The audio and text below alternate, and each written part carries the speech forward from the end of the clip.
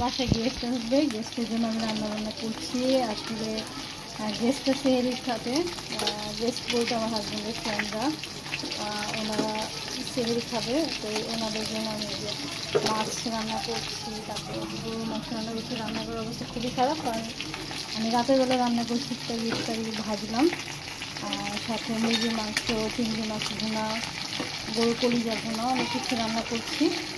ইনশাল্লাহ শেয়ার করবো তোমার সাথে। তো মাছগুলো ভালো করে ভেজে নিচ্ছি।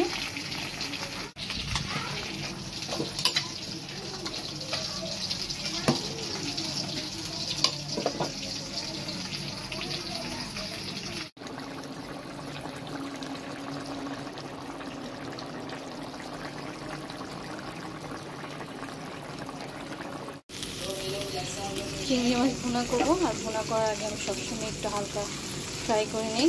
চিংড়ি মাছ ভুনাটা খেতে বেশি ভালো লাগে, মজা লাগে।